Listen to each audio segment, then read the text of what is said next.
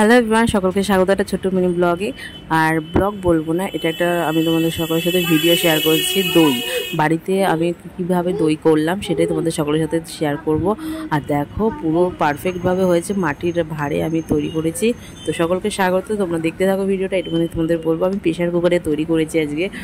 তো আমি পুরোটা আমি কনফার্ম তোমাদেরকে দেখাবো বলেই এখান থেকেই শুরু করলাম ভিডিওটা। দেখতেই পাচ্ছ আমি এটা একটা ঢাকনা মানে গামছা দিয়ে বেঁধে রেখেছি, মানে একেবারে ভালোভাবে ভালো করে বেঁধে রেখে দিয়েছি, যাতে তোমাদের সকলের সামনে এটা ওপেন করতে পারি। ওপেন করলে কিন্তু করতেই পারতাম, করিনি, ভাবলাম তোমাদেরকে দেখাই পুরোটাই, তার জন্য আমি এরকম করলাম। তো ব্যাপারটা হয়েছে, আমি দুধটাকে গরম করেছি। গরম করার পরে আমি একটা ভাঁড় ছিল ঘরে, সেই ভাঁড়টা ভালো করে ধুয়ে মুছে পরিষ্কার করে নিয়েছি। তার মধ্যে একটু দই, দুধের মধ্যে একটু দই মিশিয়ে নিয়েছি। তো গরম করে মানে নর্মাল টেম্পারেচার, মানে দুধের মধ্যে হাত দিলে দেখবে যে মালুমটা হচ্ছে গরম, সেই মালুমটা এক্সট্রা করে, যে বেশি হাই হিট দুধ সেরকম দরকার নেই।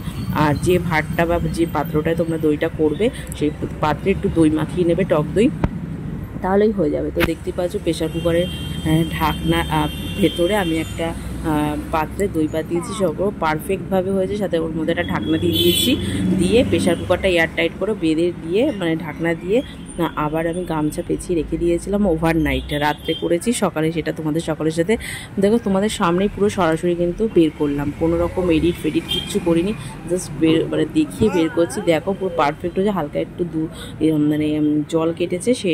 এখন এটা মেনলি তোমরা এটা কিন্তু খেতেও পারো, আর যদি না খাও, তোমরা যদি বাড়িতে ফ্রিজ থাকে সেই ফ্রিজে রেখে দিয়ে কিছুক্ষণ ঠান্ডা করেও খেতে পারো। দইটা ঠান্ডা করে খেলে আরও বেশি বেটার লাগবে খেতে।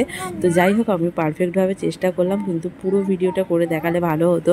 আসলে আমি কি প্রথমবার তৈরি করলাম, তো আমি মনে করলাম যে হবে কি হবে না, তা ভাবলাম যে ঠিক আছে ভিডিও তো করি, দেখা যাক, যদি হয় হবে। আর আমার বাবু সোনা টক দই খেতে খুবই ভালোবাসে, আর দেখতেই পাচ্ছে টক দইটা পেয়ে বলছে, আমার বাবাটা এখন কথা শিখেছে একটু, তাই বলছে বাও, আর কিছু একটা দেখলেই না বাউ বলেই না চুমু খায়। এই জিনিসটা একদমই ঠিক না যে সব কিছুতে চুমু খাওয়া, কারণ ছোট বাচ্চা বোঝে না।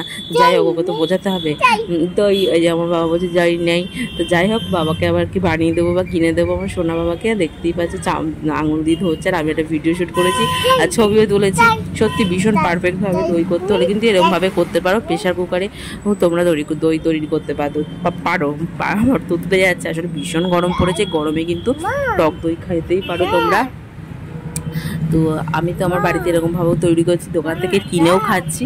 তোমরা তোমাদের সুবিধা মতন যেটা হয় সেটা করতে পারো, কিন্তু বাড়িতে দই আনলে তোমরা কিন্তু বাড়িতেও একবার ট্রাই করতে পারো। বাড়িতেও দই পাতিয়ে খাবে, দই যে আনবে এনে ওখান থেকে একটু রেখে দেবে, বা যে দইটা পাত্রে আনবে সেই ছাঁচেও কিন্তু তোমরা দই তৈরি করতে পারো। শুধু দুধটা গরম করে ওই ছাঁচে দিয়ে কোনো একটা জায়গায় এয়ারটাইটভাবে রেখে দাও, দেখবে একদিন পরে বা সকালে দিলে রাত্রের মধ্যে তোমাদের দেখবে দই পারফেক্টভাবে তৈরি হয়ে গেছে।